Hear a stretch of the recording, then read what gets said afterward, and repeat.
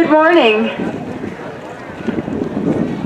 I want to welcome everyone to our 40th Common Ground Country Fair Sunday Keynote.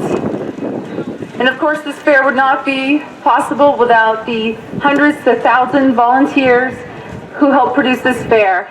So I just want to give a big thank you to all the volunteers and all of their dedication and passion.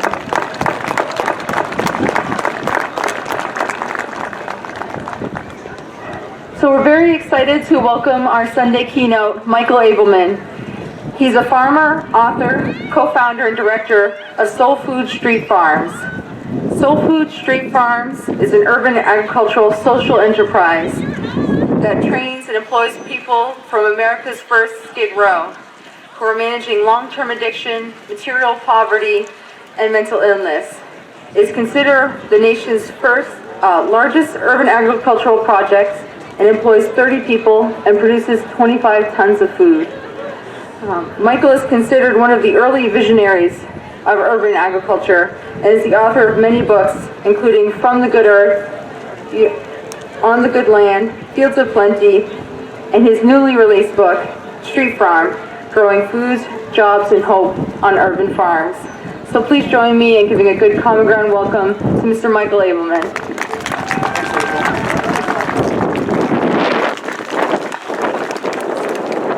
Good morning.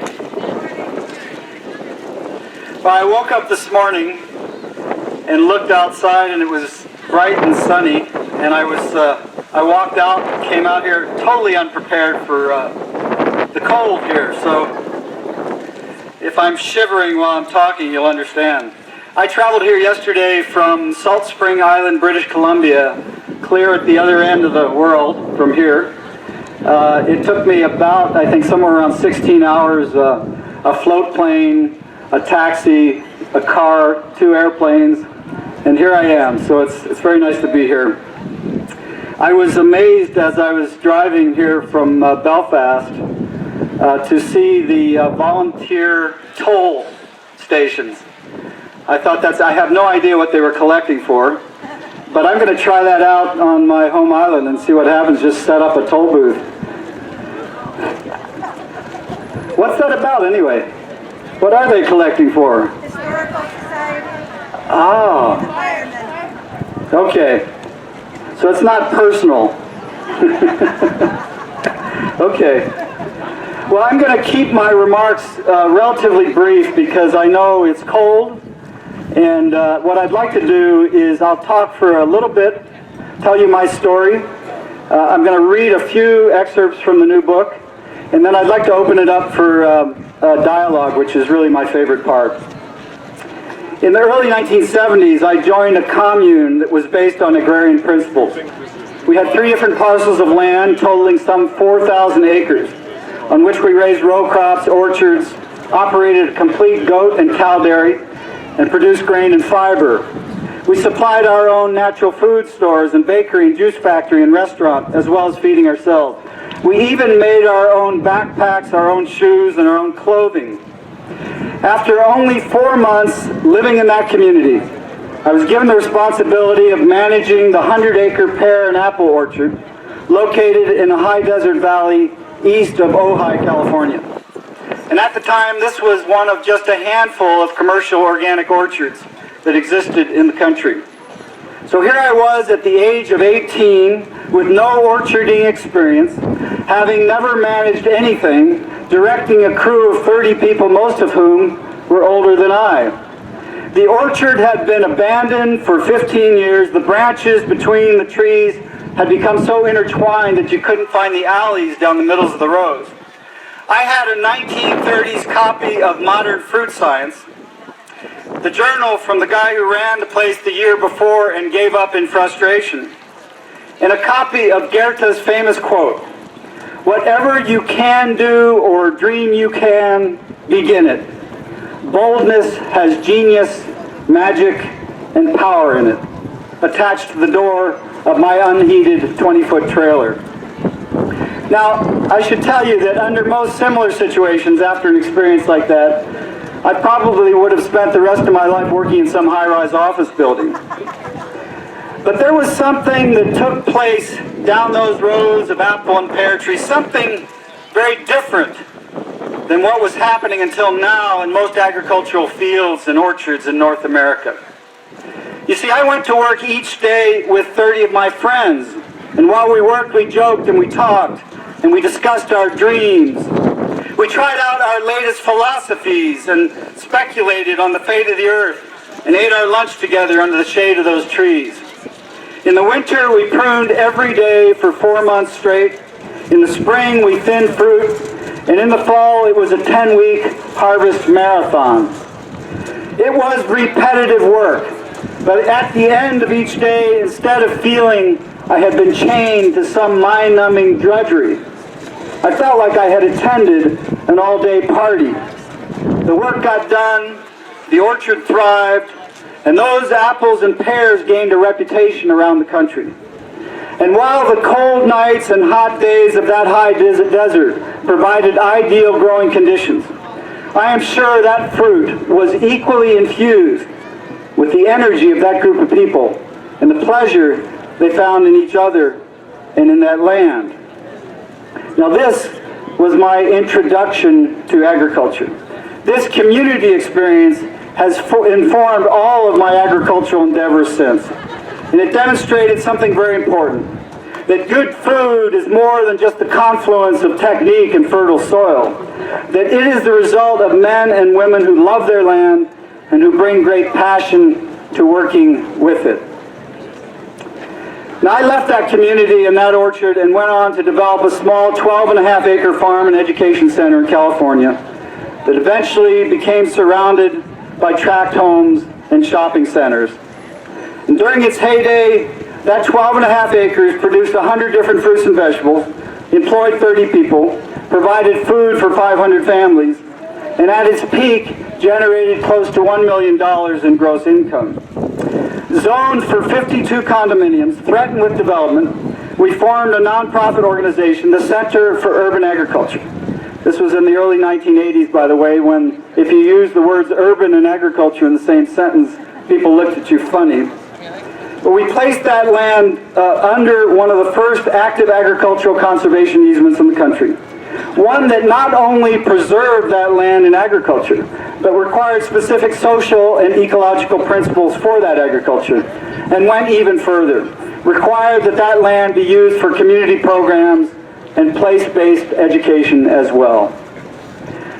Now, during the years when the rich lands surrounding that farm were being paved over and built on, I watched folks in that neighborhood, heads down, going about their business, the years clicking by, and then one day looking up and around to discover that everything had changed. Now, farming is challenging enough, but to constantly have to defend that farm's right to exist was hard. It wasn't just the public battles over roosters or compost, or even having to raise $1 million to save the land from the developers. Those challenges were not small, but they were clear and they were easy to grasp. It was the internal struggles of farming in a suburban environment that eventually got to me.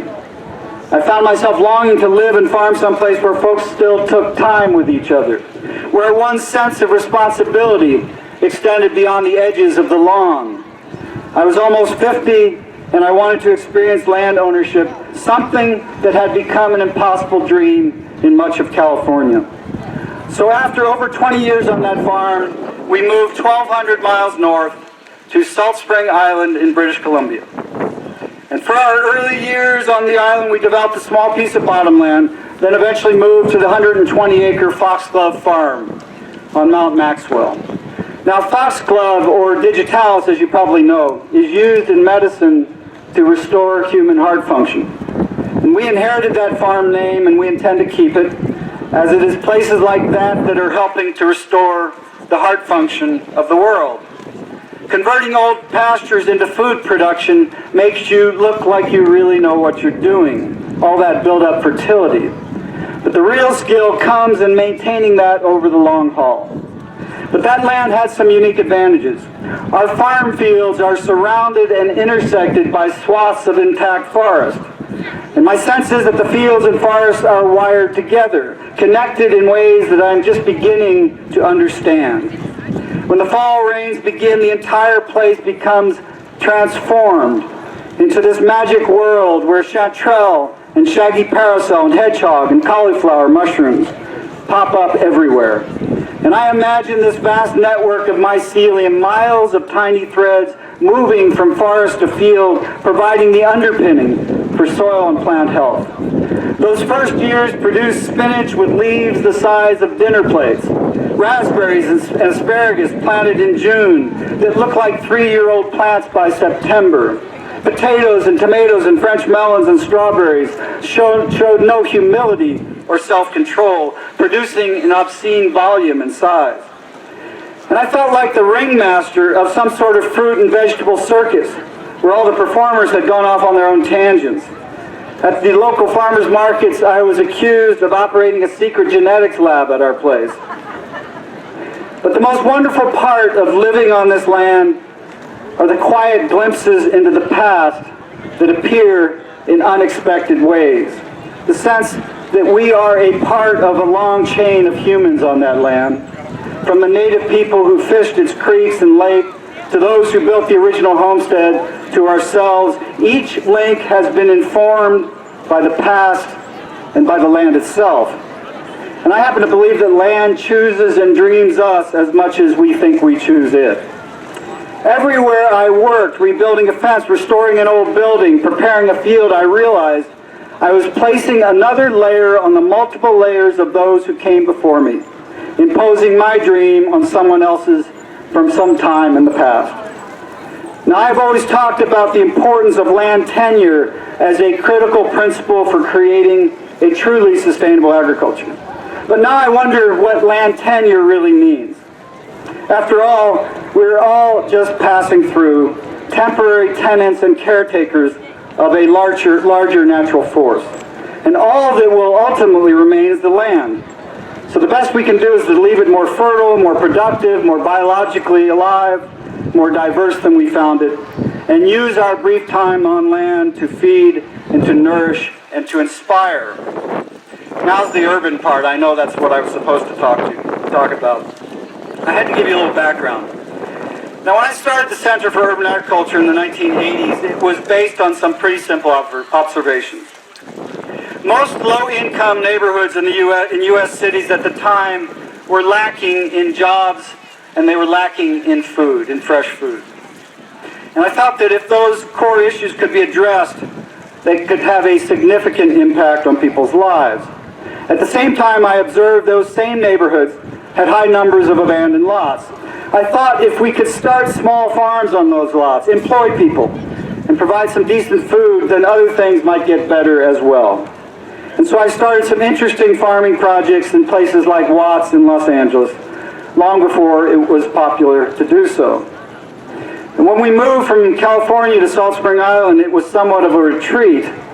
But after a few years, I started getting restless and wanted to get back into the trenches. So in 2009, I co-founded another urban farm project in the city of Vancouver, which we called Soul Food Street Farms. I wanted this project to demonstrate that urban agriculture can be truly agricultural. And I wanted to reach out to folks who needed some help. And so we began building a series of urban farms, production farms, in a neighborhood called the Downtown East Side. Now, the Downtown East Side, for those of you who are not familiar with it, is a neighborhood like no other I have seen anywhere in the world. It's about a 15 square block area, almost entirely inhabited by folks who are managing some form of long-term addiction, mental illness. It's the poorest postal code in Canada. It has the highest rates of HIV. It has incredibly high rates of poverty, prostitution. It is unlike any place you've seen because all of that takes place in the open, in broad daylight. Our idea for the project in that neighborhood was pretty simple. Provide someone with a reason to get out of bed each day, some meaningful work to participate in, and maybe other things might happen as well. This was not an attempt to get people off of drugs. It was not an attempt to save anyone. It was just an opportunity for people to have meaningful work. So now our staff come together each day in one of a number of different sites that were either parking lots or contaminated brownfields. And they spend their days growing food for the community. Now this is not some sort of make-work program. These are production farms supplying Vancouver with excellent quality food, almost 5 acres. Now when you close your eyes and you think farm, what do you see? I think most of you probably see, rolling pastures, some animals grazing, some barns, a beautiful farmhouse, tractors working. In our case, the context is very different. These are parking lots, there are buildings overhead, highways, sirens blaring. It's a very different context. And the people we train and the people we employ as farmers also do not fit any of the stereotypes that we see in our mind's eye when we think farmer. The opening quote to the book that I just released goes like this. It's a quote from a wonderful film called The Imitation Game.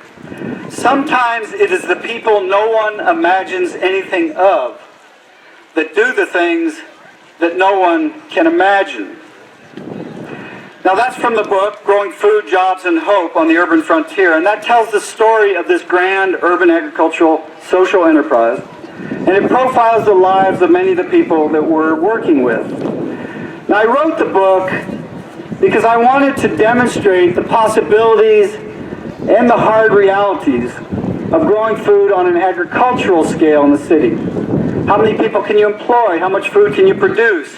How do you address the physical, regulatory, social, and financial challenges of production scale farming in the city?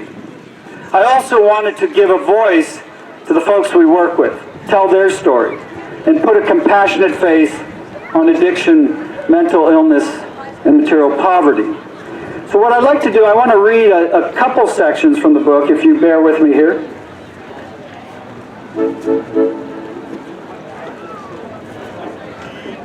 You still with me? You good? Okay. You cold?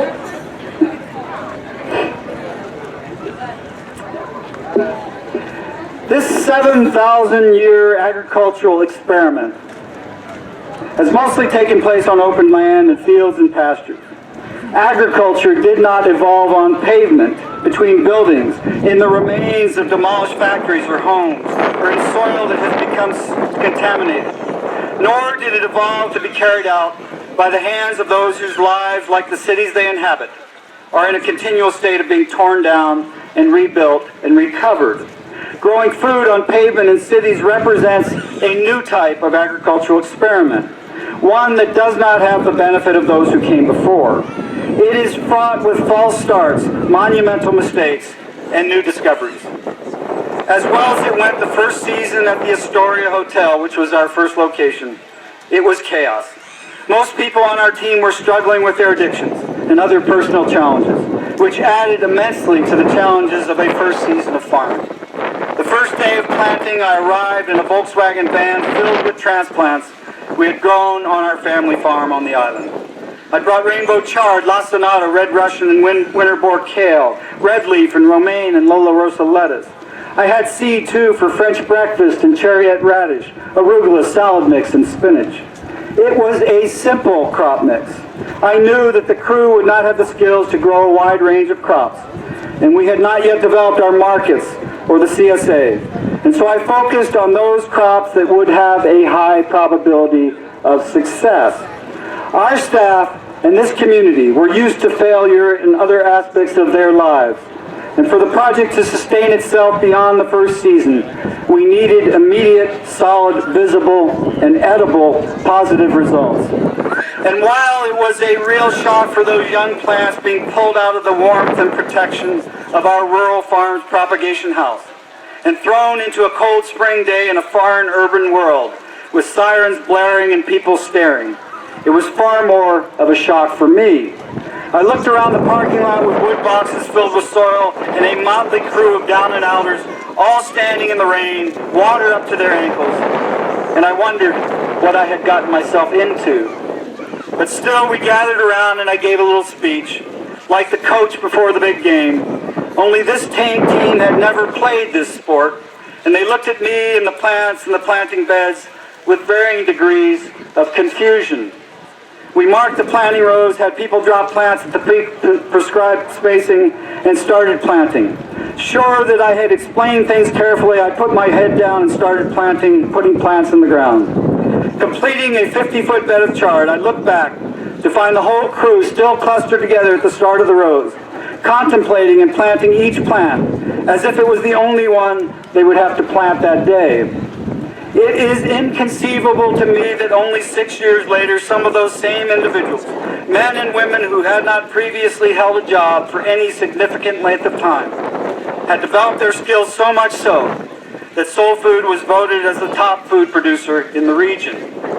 Now, success is a relative term in the world we work in, and so I use it with care. Awards and acknowledgments have come, but we continue to struggle with the day-to-day details of running a social enterprise. We face the ups and downs of our staff, combined with the unpredictability of a biological system that is constantly changing and influenced by natural and not so natural forces beyond our control.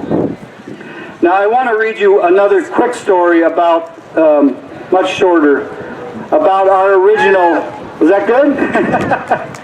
Thank you. This is normally not the venue I would do readings in, but I'm being shameless about the book. It just came out. Kenny was our original. In fact, we made a t-shirt for him, the original Downtown Eastside farmer. He started with us at the very beginning, so he's been with us now for almost 8 years. And when I first met Kenny, Kenny fulfilled every stereotype I had ever had about someone, about a hardcore addict. Everything about him. And since then, I have come to know a very different part of Kenny, and I'm going to read you a quick story about him. Planting tomatoes with Kenny that first year at the Astoria, everything was new. And a tomato plant was not just one more tomato plant, but something to behold. I am sure he didn't notice, but I watched him just looking at one of those plants in awe of its fragile nature. And I sensed in that moment that he realized that plant was dependent on him for its survival. I saw his humanity that day, and I also saw how, like that small plant, he too was a little fragile and dependent. And when the first tomatoes ripened on those plants, all of us came together to sample our work. And I got to watch that crew's expressions as their brains registered something truly amazing, something so new and so real and so beautiful. Working this way, delighting in the world we share, is eye-opening. And still, with eyes open on the world, the pain, the poverty, the pull of drugs, it is impossible to not feel the suffering that is likewise common to us all. Rich or poor, sober or not, we all get our share. I've watched from a distance one of my family members go in and out of drug use. I've seen the misery it has brought to him, to my parents, and to all those who have gotten sucked into the powerful vortex that addiction can create. It has been painful keeping my distance from the suffering of someone so close, but I think it is easier for me to reach out to someone who is not. I've told members of our crew at Soul Food, you don't have a monopoly on suffering. I know that some of us got lucky, have access to more resources, were born into more privilege, got the right genes to be pretty or handsome, or have a more comfortable safety net to fall back on. And while it is near impossible for me to live in this world and not feel the misery that so many people are going through, I know I need to recognize the difference between compassion and pity. I'm not sure the latter has ever provided much relief. And so at Soul Food, we insist on compassion. We believe it drives us all to some form of action. To make a donation, prepare a meal for someone, lend an ear, plant some seeds, or provide a job. Now, I'm going to continue.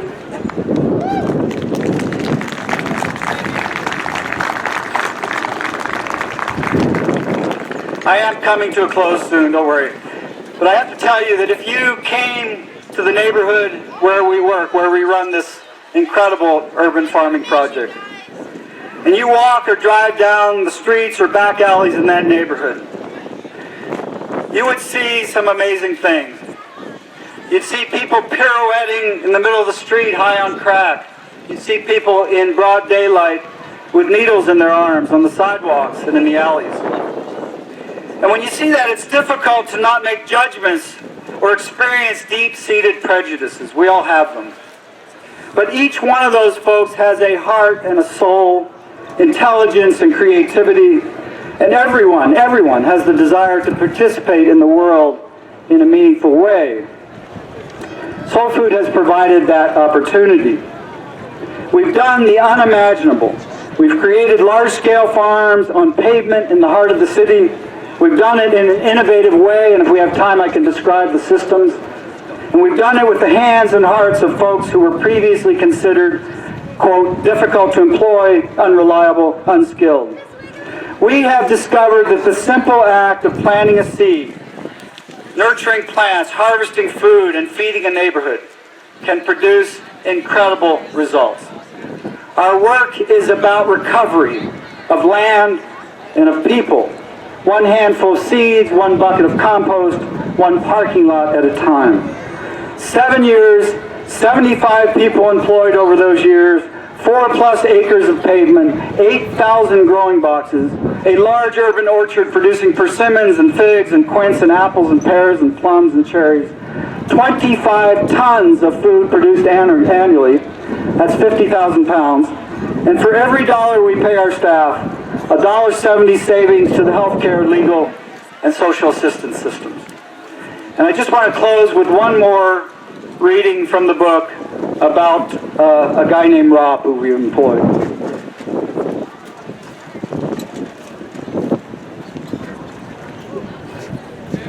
You guys are so quiet. That's better. Now Rob worked with us for several years and was promoted to a supervisor position, which unfortunately was, is it my time to go or what? Which was not easy for Rob, and in the end he unraveled. I won't tell you the details of that. But I met with Rob a year after he was no longer working with us. And he told me it was the best work experience I had in my whole life. I never woke up thinking, I don't want to go down there. And then my mom died, and I made the same choice that I always do. I don't have a whole lot of resilience, he told me. It's like a skip in a record that always goes back to the same song, Booze and Pills. Sometimes the bravest thing you can do is to get out of bed. Now Rob helped to shape that farm. And by his own account, Soul Food did its work on him as well. He told me, I am proud to say I was part of something from its genesis to its teens. This is his word. There was this one morning during the second season that says it all. It was 4 a.m. and I was standing on the farm in the middle of the city, and I looked around and I felt like I was communing in church. Stories like this one from Rob are bittersweet for me. We build something like church and offer opportunities for community, but we cannot save people. I have to remind myself that we are neither social workers or therapists. We're not physicians or psychologists. Indeed, I am often asked if we have a social worker on our staff, or which one of us is trained to help the range of folks who seek help at Soul Food. And while we would love to have the financial resources to hire such a person, we see therapy happening in other ways. Harvesting carrots, seeding salad or radishes, preparing the soil for planting, hearing a loyal customer at the farmer's market express pleasure in the foods we provide. We believe in the power of growing food and nourishing others as a way of healing ourselves and our world. Our job has simply been to set the table, provide the foundation for something to happen based on the belief that the simple act of planting a seed can bring new life to the world. Now, salvation is a big idea. No one does it for you or to you. And I never got into this work to save anyone, but I believe that simple things can help in profound ways. And I know for experience, for instance, that salvation can come from the soil. It happens when you get your hands in it, when you learn how to maintain its nutrition and biology, when you cultivate and keep it open and oxygenated. It is no different for you or me to stay well. You need to be well nourished and hydrated, to breathe deeply, and to stay open. These are basic principles for human health and for plant health as well. And so I farm because I want to eat well. I also farm so I'll have stories to tell. And what's more, farming like storytelling keeps me sane. I've come to know that if you provide something with a living organism to take care of, something that she cannot leave alone even for a day, something that depends on her for its survival and well-being, then you've given that person a reason to live and stay well.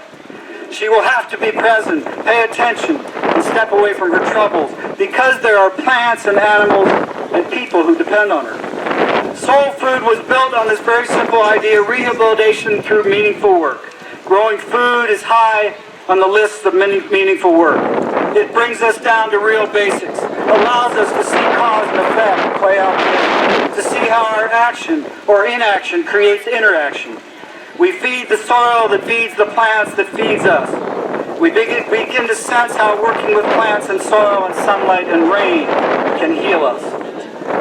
Good farmers know that to be successful, we must be immersed in a consummate love affair with the land, with the living soil, and with the broader community that eats our food. We know that this work alone will not heal the folks who come to work with us. We have no illusions that a farm or good food or real work will help everyone get healthy. But the raw biology, the simplicity and physicality of the work, the magic of seeds emerging, plants thriving, food being harvested, and filling boxes and bellies in places where previously there was nothing but hardscape and trash and rubble. This is recovery, and experiencing it will touch and will change you. Thank you so much. Thank you. Thank you.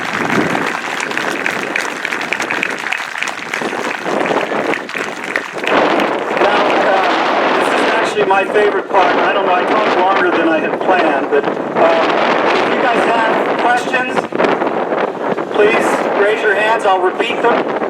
And if not, that's fine. I think there's somewhere, there's a book table there. My gosh. Here it is.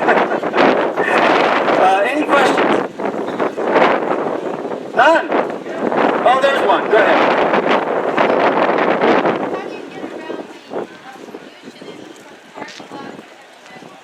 The question is, how do we get around the pollution? You know, I've been hearing that question for a lot of years since I started doing urban agriculture.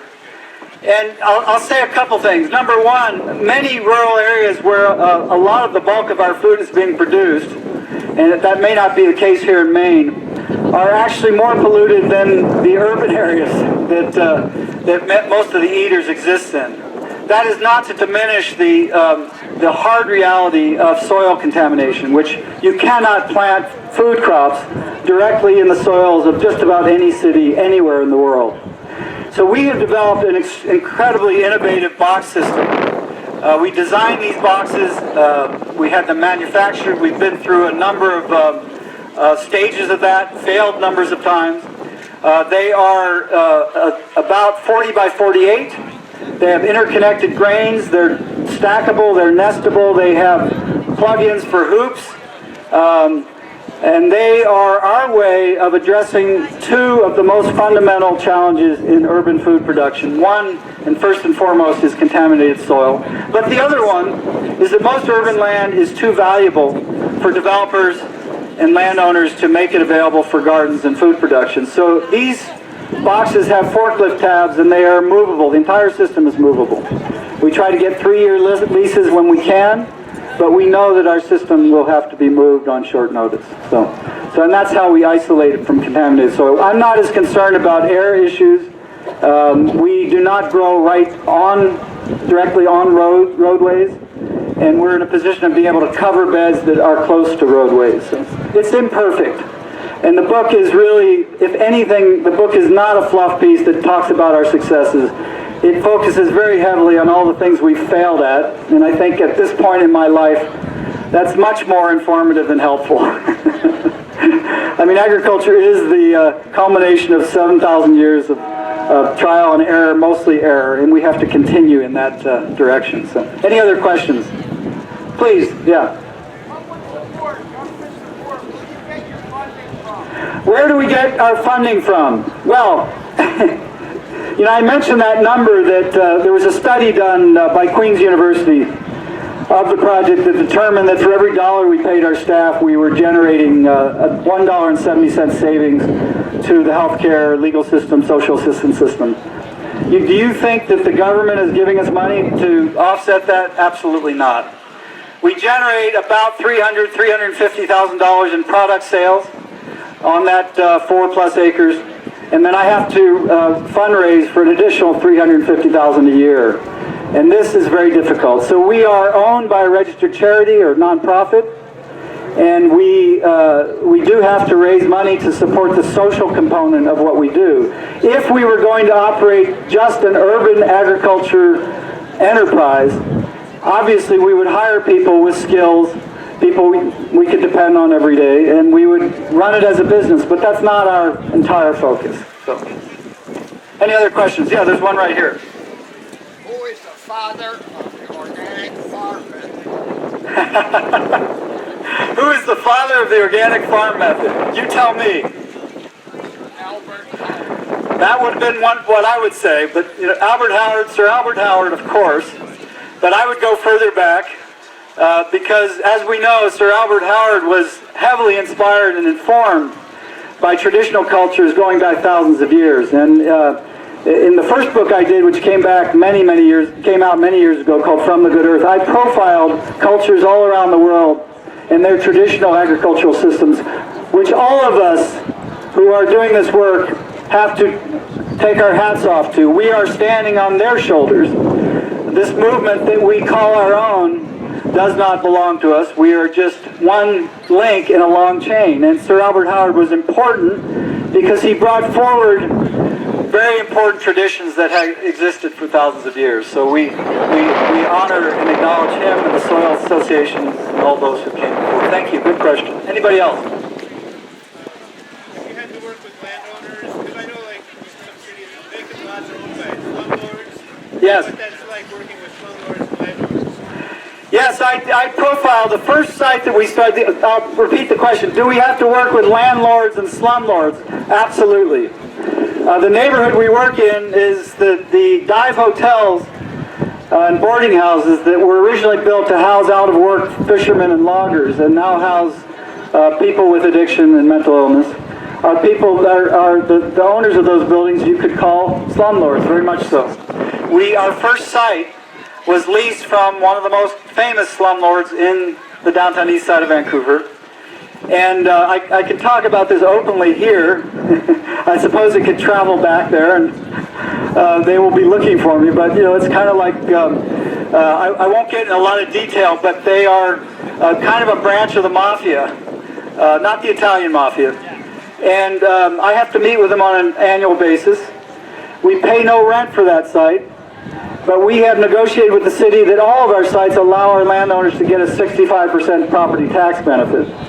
The problem with that site is the hotel sits right over it, and the last 8 or 10 feet of the beds that we work in growing food cannot be safely worked in without protection on your hands. There's so much drug paraphernalia that drops out of the windows.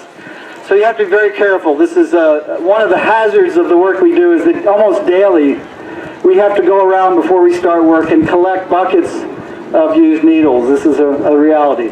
Now, I will tell you that the food that we produce and generate and sell is safe. Don't panic. We have some pretty rigorous controls about how all that's processed. But the conditions in which we work are rough, to be honest. We have both private landowners, slumlords, and the city of Vancouver also leases some land to us. Any other questions? The question was about the soil. Is soil important? Yes, of course. Yes, so, you know, as I mentioned, and I will repeat, this is an imperfect system. This is a manufactured, imposed system. In fact, like most of what we do in our agricultural systems, but even more so because we are using boxes to grow food in. Very innovative, very creative design, but still there are a number of problems with using boxes. Number one, where does the soil come from? Okay, so we are fortunate that about a half an hour from downtown Vancouver is a operation called EcoSoil. I don't think they exist anymore, but they did when we were getting started. And they take selected waste from Vancouver and manures and other things, and they actually make soil. And they both donated and sold us a staggering amount of soil that went into those boxes. The problem, though, the biggest problem, is maintaining soil fertility and biology and organic matter in a constrained box environment. It is not like an open field situation, very difficult. And we have discovered that the organic matter burns up very quickly, and you end up with powder.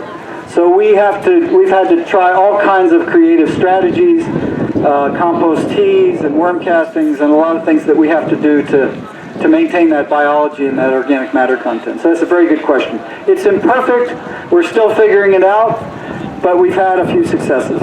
Any other questions? Yes? How much time do I have, by the way? Are we still okay? It's like 11:40. 11:40. Are you guys okay for another question or two? Yeah? Okay. You find this interesting?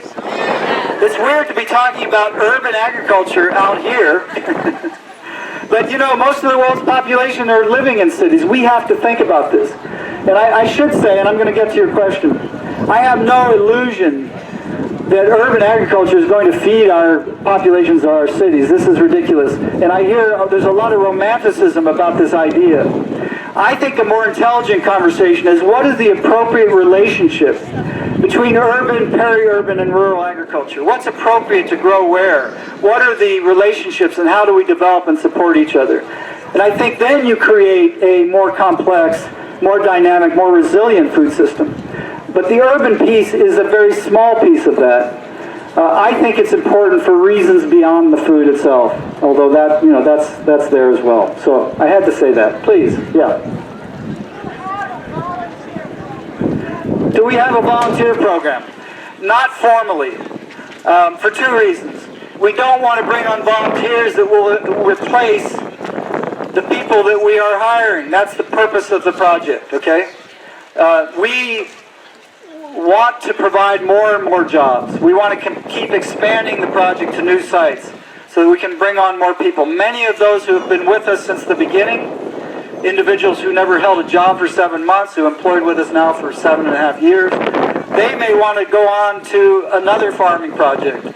We want to bring in more people. We want to be able to expand. If we bring on volunteers, we can't do that.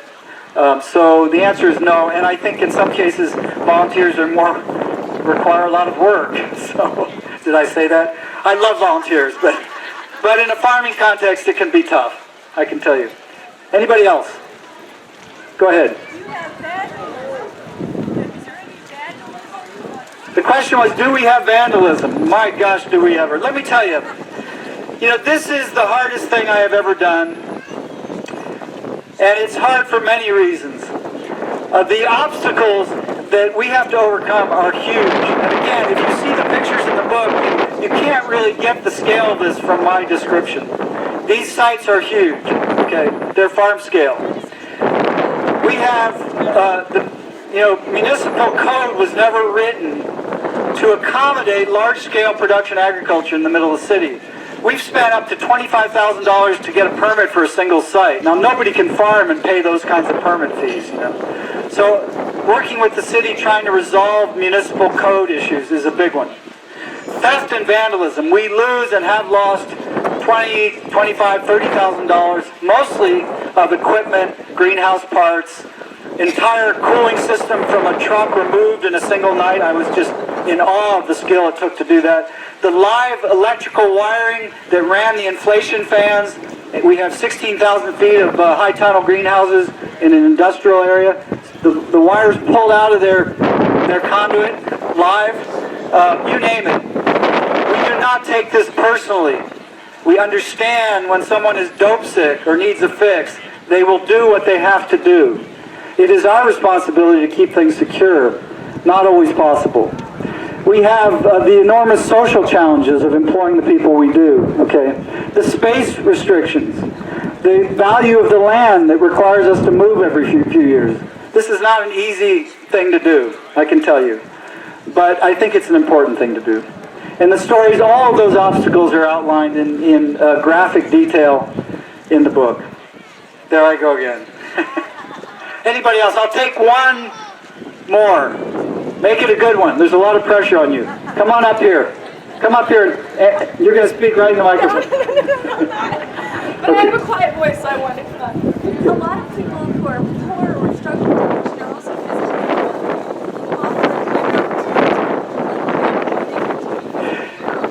The question was, a lot of people who are poor or addicted are often physically unwell. Do we offer employment opportunities for people who are not physically capable? Well, it's interesting. When we first started this project, we were running job fairs on the downtown east side, right in the heart of the neighborhood. And they'd be announced throughout the neighborhood. People would come. We'd talk about what we were doing. And people would come up and apply. We don't have to do that anymore. Everybody knows about us.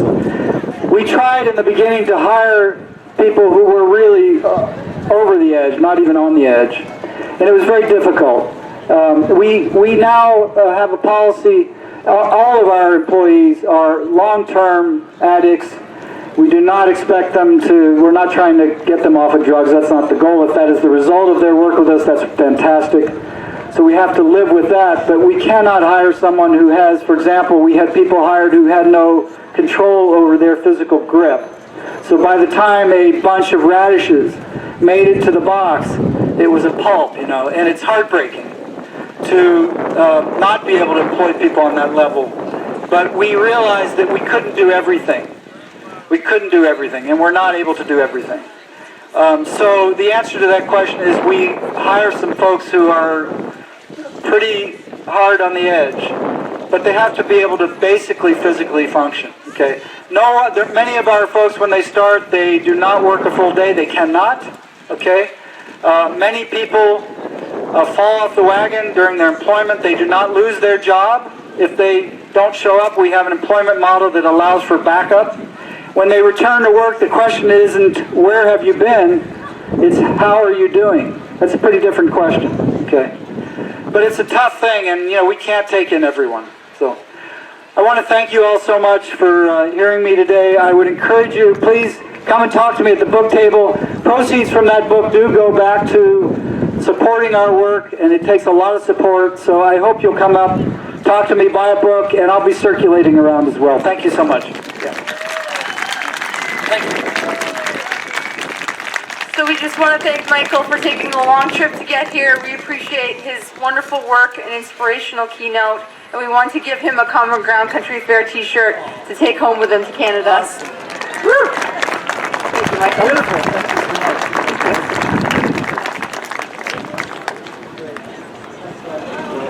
Oh, you have great stuff. Good.